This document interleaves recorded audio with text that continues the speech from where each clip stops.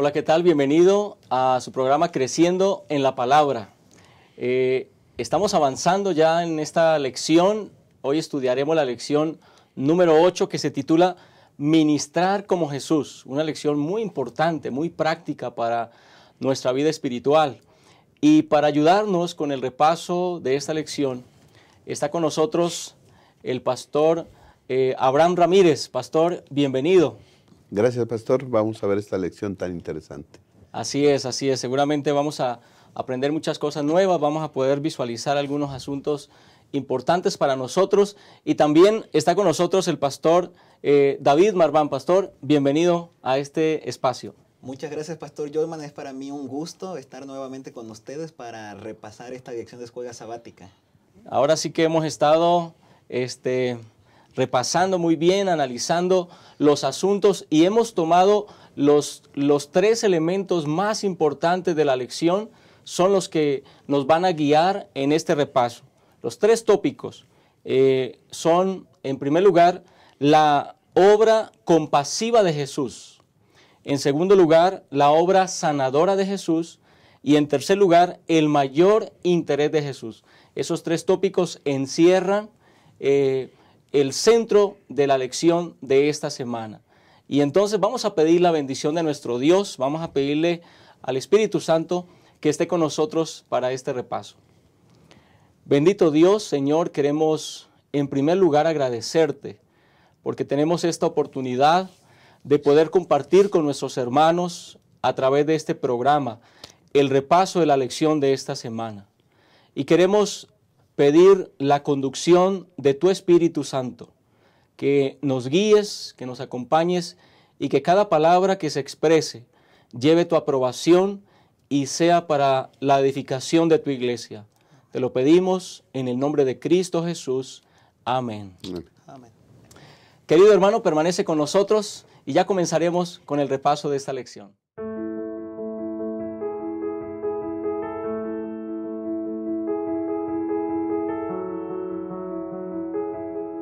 Gracias por estar nuevamente con nosotros. Vamos a comenzar con el primer tópico de la lección de esta semana que se titula Ministrar como Jesús. El primer tópico lo hemos titulado La obra compasiva de Jesús. Y es que, por supuesto que Jesús se caracterizó por tener una obra o desarrollar una obra que no pensaba en sí mismo, sino que la obra de Jesús siempre fue pensada en los demás, en las demás personas. Jesús tenía la capacidad de ver las necesidades de quienes le rodeaban y su ministerio se desarrolló en solucionar, en solventar esas necesidades.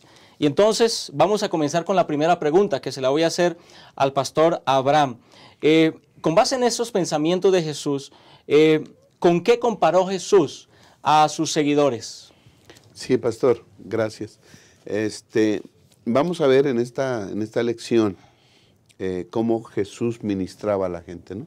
Ya has dicho algo bien importante, que el Señor Jesús siempre se dedicó, su vida estaba dedicada al servicio de los demás, ¿no?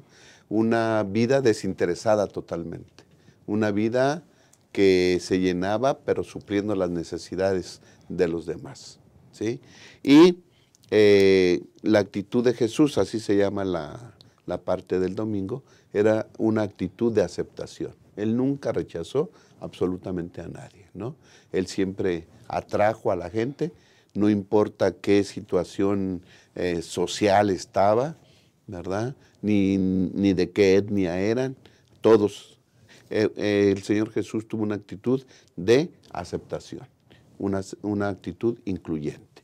Y nos invita a que nosotros tengamos la misma actitud.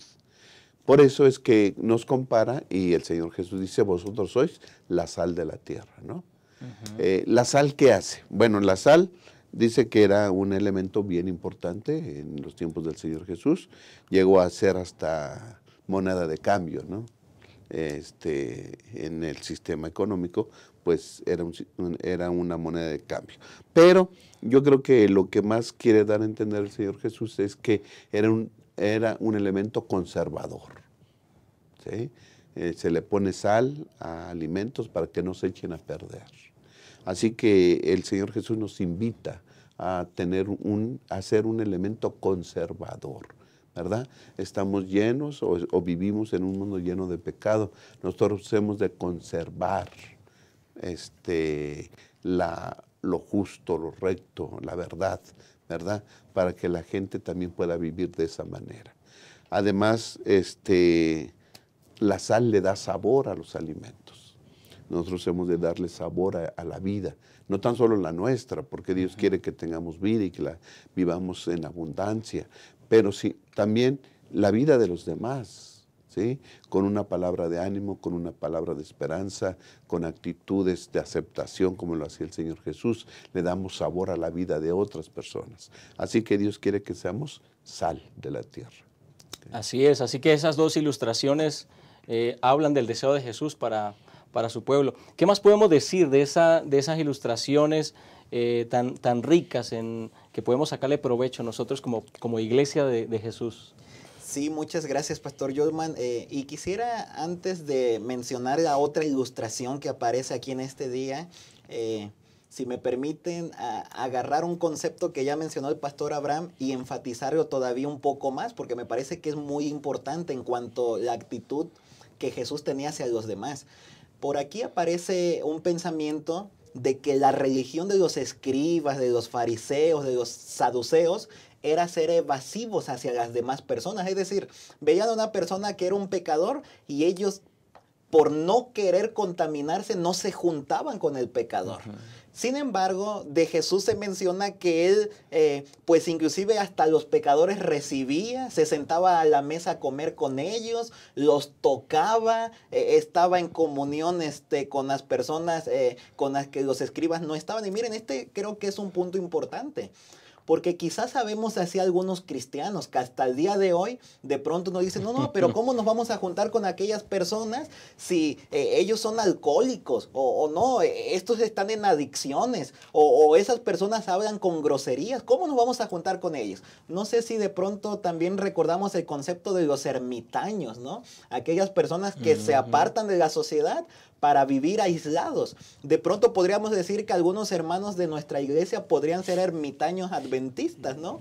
Que se apartan de la sociedad, se apartan de los alcohólicos, de los adictos, de los groseros, para no contaminarse supuestamente con ellos y no se dan cuenta que al hacer eso, número uno, no estamos siguiendo el método de Jesús, porque Jesús se relacionaba con ellos. Número dos, pues nos estamos perdiendo la oportunidad de influenciar sus vidas. Y número tres, pues ya directamente con eso evitamos o nosotros mismos ocasionamos que ellos no puedan acceder al conocimiento de la salvación. Así que nosotros, por lo tanto, como dice la otra ilustración, deberíamos ser la luz del mundo en este sentido. Por aquí hay un pensamiento que menciona que la luz no evita la oscuridad, al contrario, brilla en la oscuridad. La luz está específicamente con el propósito de que donde hay oscuridad pueda iluminar, pueda brillar.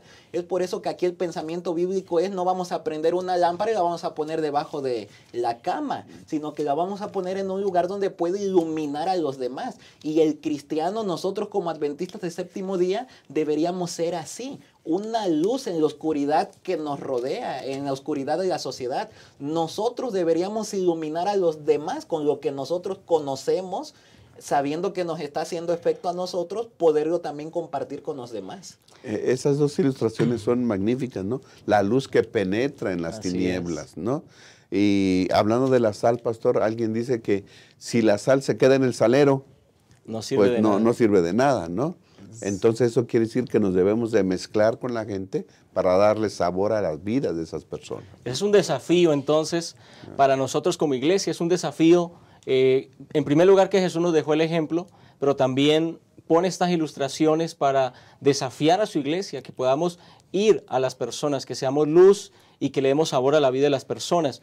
Lucas 4:22 refleja también lo que la gente veía en Jesús. Dice, todos daban buen testimonio de él y estaban maravillados de las palabras de gracia que salían de su boca y decían, ¿no es este el hijo de José? Es decir, que la vida de Jesús impresionaba a la gente. Era diferente de los religiosos de su época. Entonces, bueno, tenemos que preguntarnos, tenemos que ver ¿cómo era que trataba Jesús a la gente para que las personas dijeran esto de Jesús, Pastor Abraham? Sí, ¿cómo trataba Jesús a la gente, pastor? Ya vimos que era una actitud de aceptación. Incluía absolutamente a todos, no desechaba a nadie. Pero algo bien importante que el Señor Jesús usaba en la relación con los demás eran palabras amables, ¿no?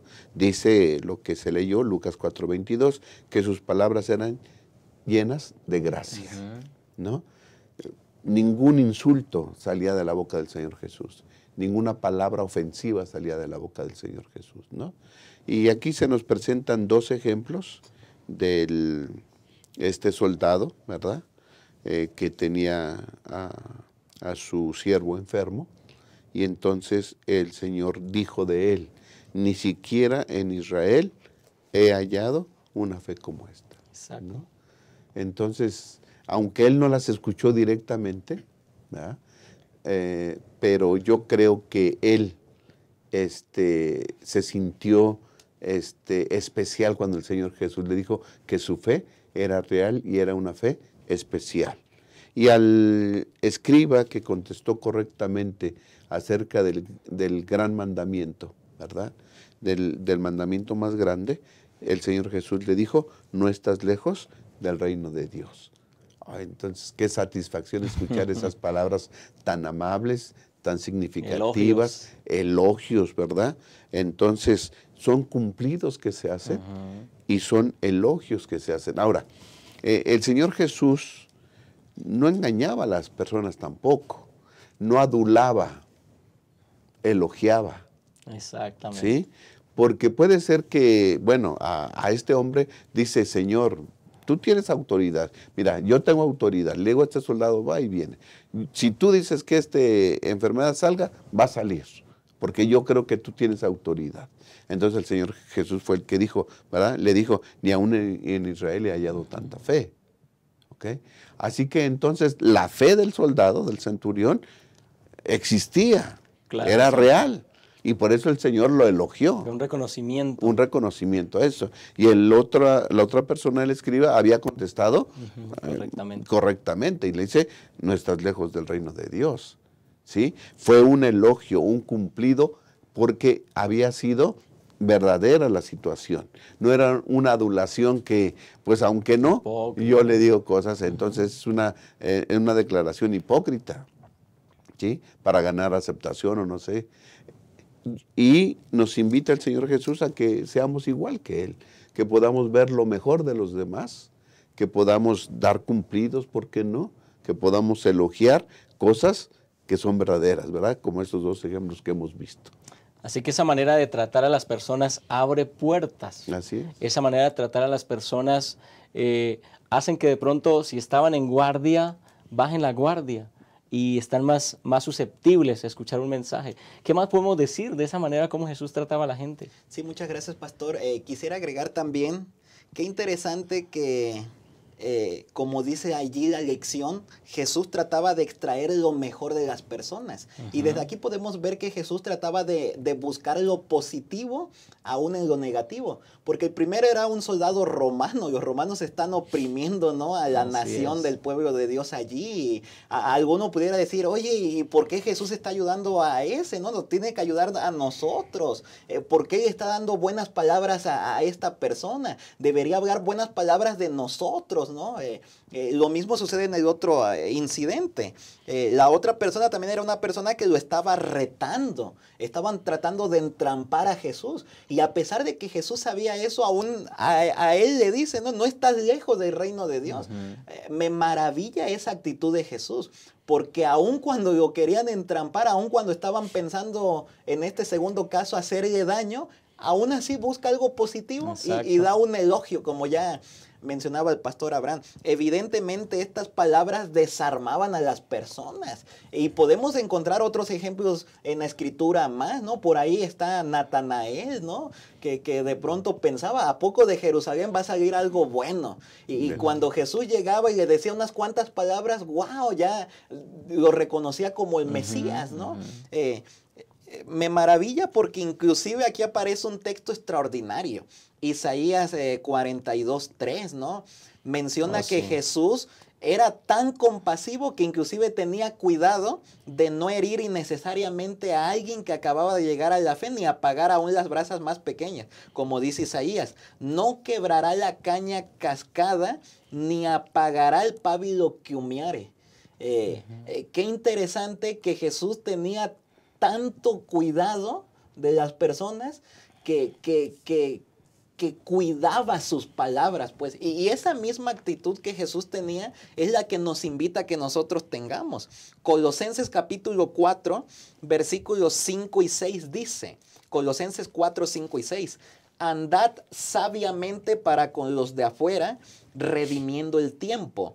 Sea vuestra palabra siempre con gracia, sazonada con sal, para que sepáis cómo debéis responder a cada uno. Miren qué interesante que la misma actitud y el método de Jesús nos invita a que nosotros también lo llevemos a cabo. Así como Jesús hablaba palabras con gracia, de bondad a otras personas, espera que nosotros actuemos de la misma manera, porque sabe que este es uno de los puntos efectivos para predicar el evangelio. De pronto algunos dicen, no, es que a la gente hay que decirle la verdad como es, y si lo toman bien, si no ya les dimos el mensaje.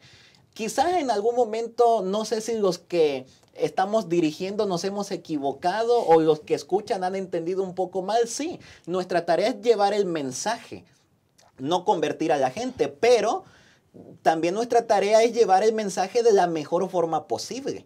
Porque si nosotros no decimos las palabras con tacto, con gracia, con mansedumbre, pues no hacemos un efecto tal como deberíamos de hacerlo. No únicamente es decirles la verdad y ya, sino hay que saber cómo decir las cosas. Y eso es lo que hacía Jesús. Jesús sabía cómo decir las cosas, en qué momento decirlas y hasta por qué decirlas, ¿no? O no decirlas. Recordemos, la semana pasada veíamos las tres, ¿no? ¿Qué decir? ¿Cómo decirlo? Y cuándo decirlo. Creo que debemos cuidar esas tres cosas y, bueno, que hay que pedir al Señor sabiduría para que cuando hablemos, pues hablemos palabras semejantes a las del Señor Jesús, ¿no? Exactamente. En este tópico, la obra compasiva de Jesús se nos invita a imitar a Jesús en el trato con la gente, en las palabras que expresamos, en la manera como tocamos los corazones de la gente. Así que te invito para que quedes con nosotros. Vamos a hacer una pausa y regresaremos para estudiar el segundo tópico de esta lección. No pierdas esto de vista. Cuando se acerque el fin, llegarán momentos difíciles. Los que vivan entonces se volverán egoístas, avaros, fanfarrones, soberbios, calumniadores, rebeldes a sus padres, desagradecidos, sacrílegos, y querrán aparentar una vida piadosa cuya autenticidad quedará desmentida por su conducta. Apártate de esa clase de gente. Pero el Señor dice, rescataré a los que me aman, protegeré a los que confían en mi nombre, los recompensaré con una larga vida y les daré mi salvación. Maranata, el Señor viene.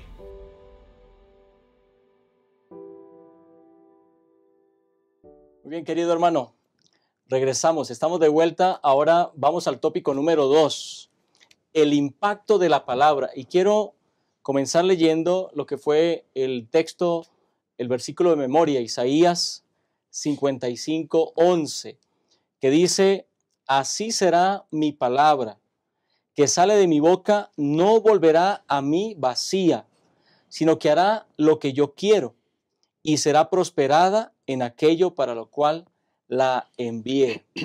Así que ya vimos los símbolos para entender un poco mejor la implicación de la palabra de Dios. Ahora vamos a ver el impacto que tiene la palabra de Dios en la vida de las personas. Y quiero comenzar con la siguiente pregunta, Pastor Abraham. ¿Qué relación tiene el poder creador de Dios con la palabra? Ok, Pastor. Primero ya hemos visto y ya hemos dicho que la palabra de Dios es poderosa. Hebreos dice que la palabra de Dios es viva y es eficaz. Es decir, sirve sí cumple su cometido. Exacto. Es viva y es eficaz. ¿Ok? Y aquí en la parte del lunes se nos presenta algunos versículos hablando acerca de la creación. ¿Qué utilizó Dios para crear? Y dice Génesis, y ponemos esgrimimos nuestra maestría en Génesis, ¿verdad? Que cada día de la creación dice, dijo Dios. Es decir, la palabra tiene poder, porque lo único que necesitó Dios para crear fue su palabra. Así es. ¿Sí? Por eso es que en Salmos 33, en el versículo 6 y luego el versículo 9 dice, con su palabra el Señor hizo los cielos. Creo que con eso nos quedamos, con esa expresión. Con su palabra Dios hizo los cielos. Y en el versículo 9 dice, el Señor habló y todo fue creado. El Señor ordenó y todo apareció. Qué poder de la palabra, qué poder tiene Dios con su palabra, ¿no? Sea la luz, fue la luz. Y dijo Dios, ¿verdad? Crea la tierra, seres vivientes, y se hizo. Así que Dios creó este mundo con sola palabra. Y la palabra en hebreo que se utiliza para eso, para decir que Dios creó, es bara, ¿no? Y dice que es exclusiva de Dios.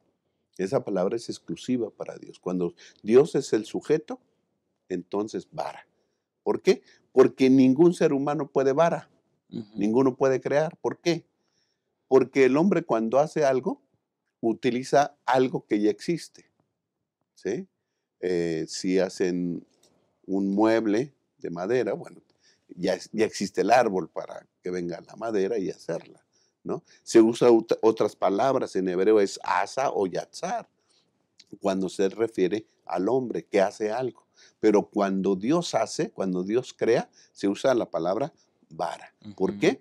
Porque Dios no utilizó materia preexistente para crear. Él lo único que necesitó fue hablar, porque la palabra hablada de Dios logra lo que declara. O sea, la luz expresa a Dios y se hace la luz. Ese es el poder de Dios. Y el poder creador que tiene su palabra hablada, también la tiene la palabra escrita. Y ahorita nos va a explicar el pastor cómo es que lo que Dios creó también puede recrear y poder hacer en el corazón de las personas.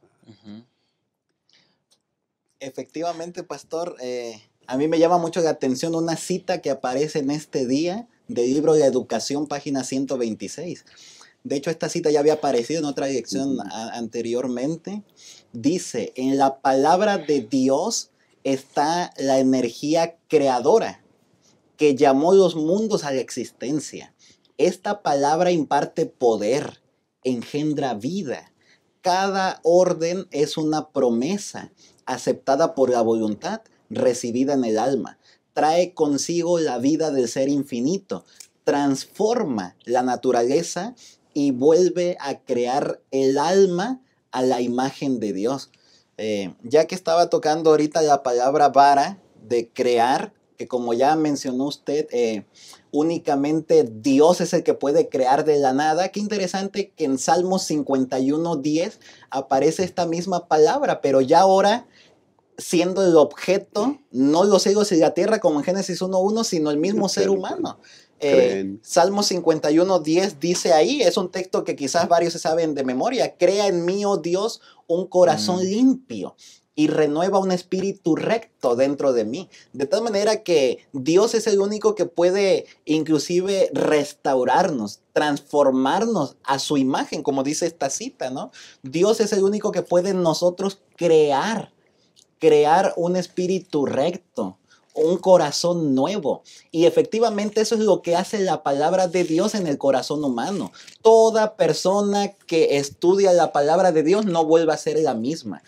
En toda ocasión que nosotros estudiamos con una persona, es decir, nosotros llevamos el estudio bíblico a otra persona, por consiguiente esa persona debe de cambiar en alguna medida. Nosotros no estamos haciendo el cambio en las personas. Nosotros únicamente nuestra tarea es llevar la palabra, lo que conocemos a través de la Biblia a las personas. La tarea de Dios es convertir el corazón, transformar a las personas. Eso lo debemos tener bien claro, porque hay algunas personas, hermanos de iglesia, que de pronto dicen, es que como yo no sé, como yo no sé cómo le hacen para que la gente se bautice y yo no puedo bautizar a nadie, pues mejor no hago nada ni doy estudios. Nuestra tarea únicamente es compartir la palabra. La tarea de Dios es cambiar el corazón, transformar las vidas. Y eso es precisamente lo que la palabra de Dios escrita hace hoy en las personas. Qué interesante que la escritura nos está diciendo que el mismo poder que creó y trajo a la existencia los cielos y la tierra es el mismo poder que puede transformar nuestras vidas hoy. Si ese poder está a nuestro alcance, ¿por qué no echar mano de ello? Nosotros hay que utilizarlo para llevar lo que conocemos de Dios a otras personas. Y así como nosotros estamos siendo beneficiados a través de la palabra, pues otras personas también puedan beneficiarse de ella. Así es impresionante. Cuando estudiamos este asunto, es impresionante. Es decir, la Biblia no es cualquier libro. La Biblia no solamente trae conceptos, enseñanzas, doctrinas, sino que consigo trae un poder que transforma la vida. De hecho, en la Escritura encontramos, se enumeran en muchos textos aquellos beneficios, aquellos cambios que experimenta la vida de una persona cuando se encuentra con la palabra de Dios y con Jesús que está descrito en la palabra de Dios. ¿Cómo podríamos decir eso? ¿Cómo podríamos explicar los beneficios que recibe la vida de las personas cuando se encuentran con la palabra de Dios? Sí, pastor. Retomando un poquito lo que decía el pastor David, a mí me parece interesante eso. La obra de la salvación es totalmente una obra divina, ¿no? Eso anima a los que todavía no se han animado a predicar a que lo hagan.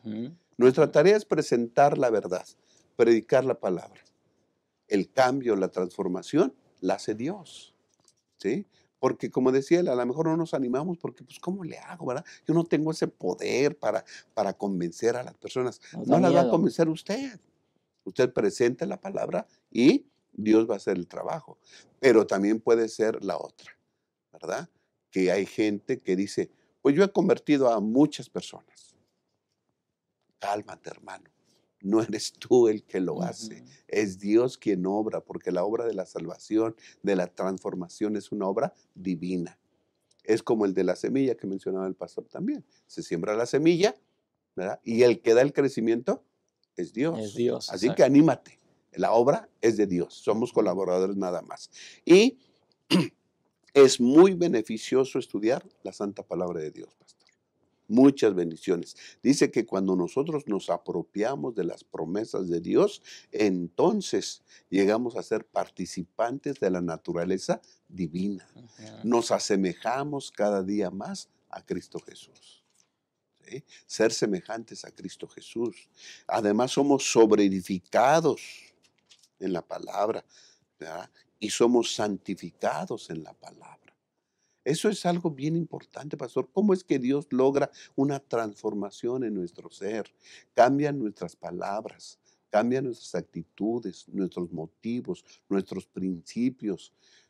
Cambia nuestra manera de actuar, de hablar, de ver las cosas. Es una transformación total. Y Dios quiere hacer eso en nosotros. Somos beneficiados en la vida familiar al llevarnos bien ahora con la esposa, con los hijos, al cambiar nuestra actitud de ser unas personas gritonas, regañonas, a comprender las actitudes de los demás y llevarnos bien ahí en la casa. Es beneficioso en la iglesia, ¿verdad? Porque siempre, pues no, hay personas de diferentes caracteres, de diferente educación, procedencia, ¿verdad?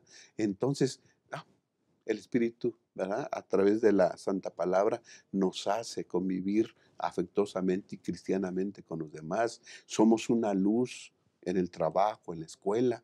Hay muchos. Yo solamente quisiera mencionar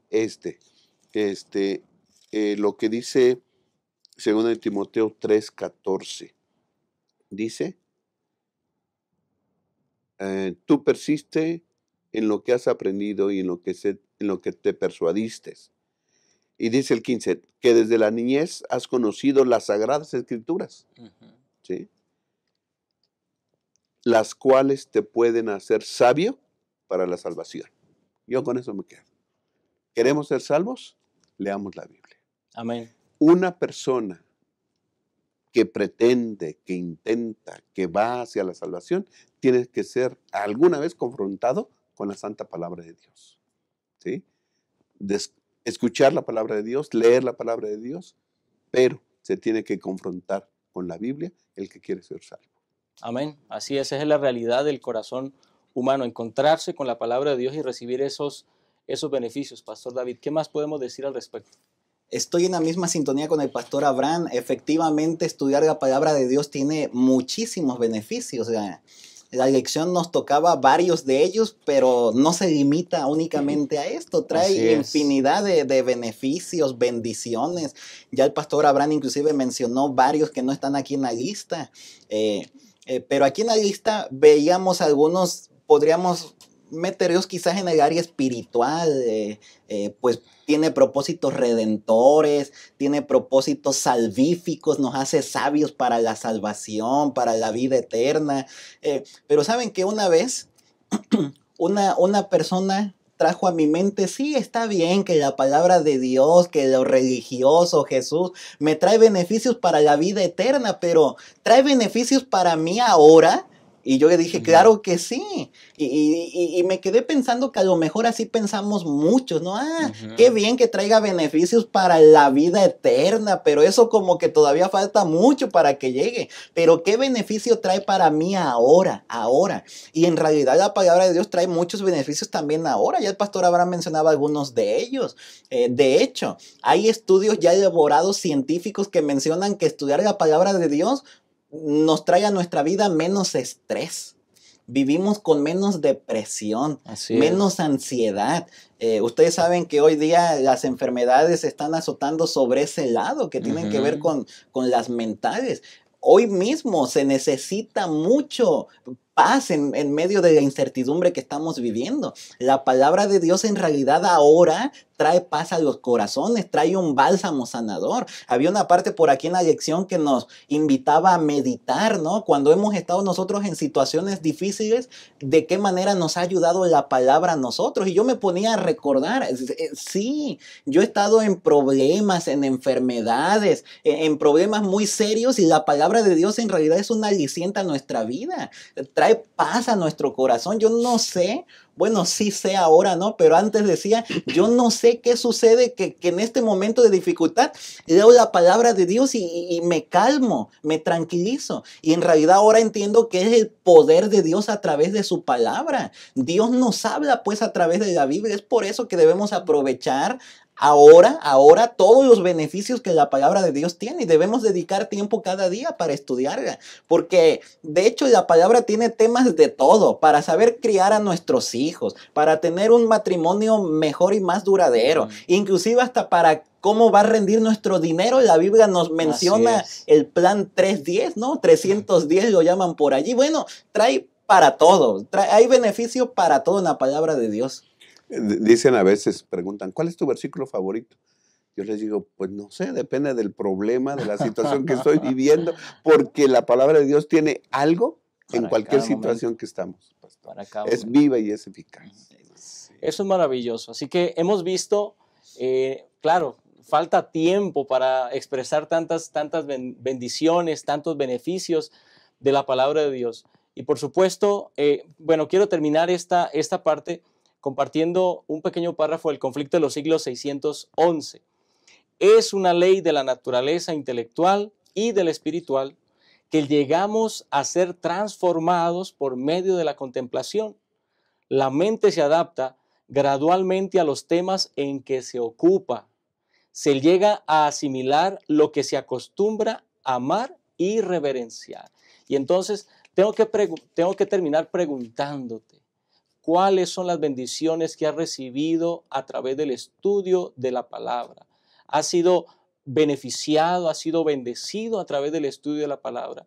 Cuanto más contacto tengas con la palabra de Dios, cuanto más tiempo pases frente a la palabra de Dios, entonces esa palabra te va a transformar Y por supuesto, vamos a llegar a ser semejantes a Cristo Jesús, quien es el protagonista desde Génesis hasta el Apocalipsis de la palabra de Dios. Permanece con nosotros. Ya en el siguiente tópico terminaremos la lección de esta semana.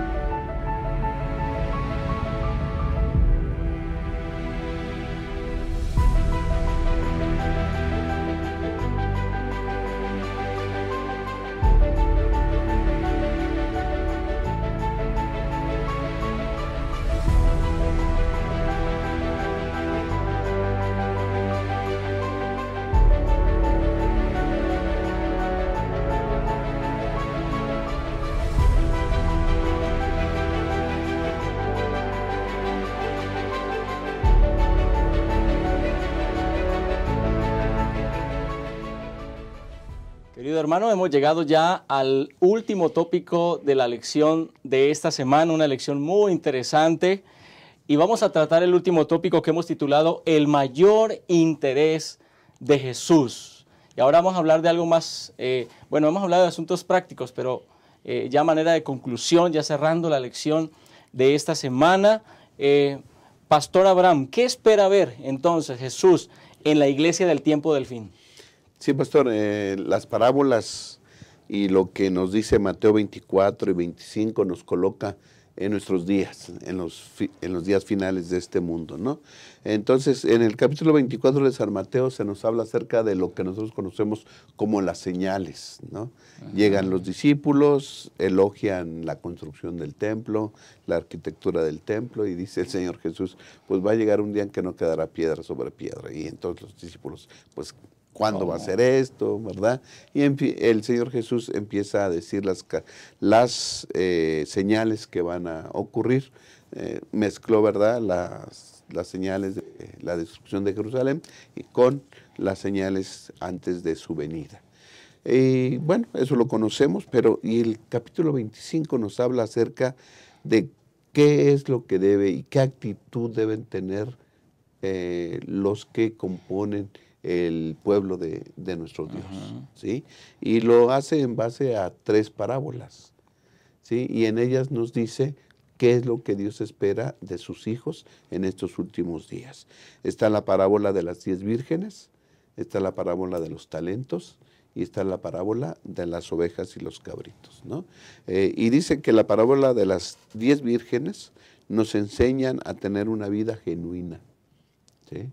Porque ahí dice que había vírgenes, ¿verdad?, insensatas y vírgenes prudentes. Y nos invita a vivir una vida prudente, llena, provista del Espíritu Santo, ¿no? En última instancia la diferencia fue que no había aceite, ¿sí?, en unas lámparas y en las otras sí, porque habían hecho previsión. ¿Sí?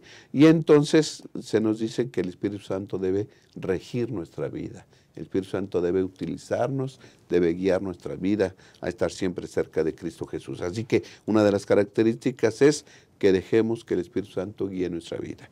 La parábola de los talentos nos enseña que lo que hemos visto anteriormente, ¿no?, los talentos, los dones que Dios nos ha dado como regalo, que los usemos activamente y efectivamente en la obra de Cristo Jesús, ¿sí? Y en la última de las parábolas que se encuentra en Mateo 25, pues es de las ovejas y los cabritos, ¿no? Dios pone unos a la derecha y otros a la izquierda. Y a los de la izquierda pues les dice, apartaos de mí, malditos, al fuego eterno, preparado para el diablo y sus ángeles, ¿no? Y a los de la derecha les dice, venid benditos de mi Padre. Y los dos hacen las preguntas. ¿Y cuándo te vimos hambriento, sediento? ¿Cuándo te vimos en la cárcel, enfermo? ¿Cuándo te vimos? ¿Verdad? Y entonces él dice, por cuanto lo hiciste a uno de estos mis hermanos pequeñitos, a mí lo hicisteis, ¿verdad? ¿Qué es lo que Dios requiere? ¿Qué es lo que le importa a Jesús? Que sus seguidores vivan una vida llena del Espíritu Santo. Que utilicen sus talentos y dones a su servicio, ¿sí? Y que sean unas personas no egoístas, que como Él puedan vivir vidas centradas en satisfacer las necesidades de los demás, que sean personas semejantes a Él, que puedan vivir viendo cómo solucionar los problemas de esas personas y en esa intención de vivir para los demás encuentre uno satisfacción, gozo y alegría. Si hacemos eso, de seguro que nos asemejaremos al Señor Jesús y seremos salvos. Amén. Amén. Esa es la expectativa que Jesús tiene de la iglesia del tiempo del fin. Es lo que espera de nosotros, la iglesia que seguramente vendrá, verá venir a Jesús en gloria y majestad. Pastor Marván, esa parábola y esas parábolas son muy ricas. ¿Qué otra cosa podemos decir respecto a esa enseñanza? Muchas gracias, Pastor Joyman, y quiero quizás empezar desde lo último que decía el Pastor Abraham. Efectivamente, cuando nosotros, en la última parábola de juicio a las naciones, cuando nosotros ayudamos a los demás, nosotros obtenemos gozo, alegría, ¿no? De hecho, ¿cuántas veces quizás nos hemos dado cuenta que nosotros mismos tenemos necesidades? Y de pronto alguno pudiera decir, ¿cómo yo voy a ayudar a otro si yo mismo tengo necesidades?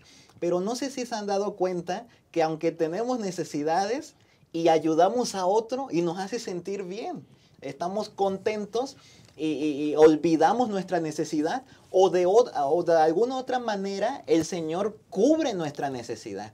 Sin embargo, también quiero enfatizar en esta última parábola que la lección iba más allá de únicamente atender nuestras necesidades.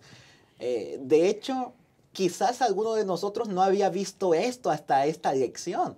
De pronto estudiamos Mateo 25, esta última parábola, y decimos, bueno, lo que tenemos que hacer como iglesia es alimentar al hambriento, darle de beber al sediento, visitar al que está en la cárcel, ayudar al enfermo, y nos quedamos hasta allí.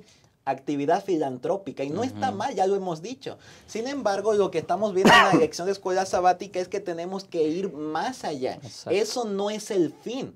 Tengo el temor de que algunos hermanos lo han hecho ya, y a lo mejor hasta aquí van a entender mal la lección y van a decir, ya ven, la lección nos está diciendo que tenemos que seguir con actividad filantrópica, sí, pero hay que entenderla en el sentido correcto. No únicamente es hacer la actividad filantrópica porque es el medio, sino irnos más allá, presentar la verdad espiritual.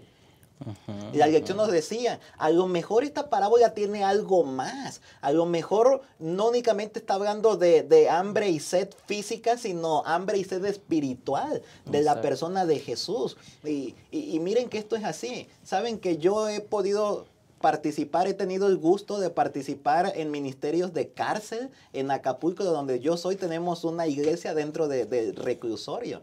He ido a anexos, he ido a asilos, y miren, he visto un mismo común denominador que no está mal, está bien. La mayoría de los hermanos que vamos a esos lugares tratamos de llevar algo para compartir, alimento, el pan físico para compartir. Sin embargo, al menos en un par de ocasiones me he dado cuenta que cuando de pronto sucedió algo y no juntamos el alimento físico para llevar, de pronto alguno ha dicho, no, mejor no hay que ir ahora y vamos hasta el siguiente fin o la siguiente semana porque ya no tenemos el alimento físico para compartir. Han hecho del alimento físico la prioridad o lo fundamental cuando la lección nos está diciendo que no es así. Ese es el medio. La prioridad y lo fundamental es compartir la palabra de Dios. No estoy diciendo que no tenemos que dar el pan físico, estoy diciendo que no nos tenemos que quedar allí ni limitar a eso. Es hacer eso, pero teniendo en cuenta que tenemos que presentar la verdad espiritual en Cristo. Porque como ya lo dijimos, la persona va a morir, va a seguir teniendo necesidad, seguir teniendo hambre y sed, y se va a morir en esta vida y para la venidera también. A menos que le compartamos la verdad como la conocemos en Cristo. Así es. Ahí habla entonces de un asunto integral. Creo que ese elemento, ese llamado a Jesús está quedando muy claro en esta lección. Vamos entonces, les voy a pedir, pastores, que podamos tener unas palabras ya a manera de conclusión para esta lección. Vamos a comenzar con el pastor Abraham. Sí, pastor, la lección se llama ministrar como Jesús.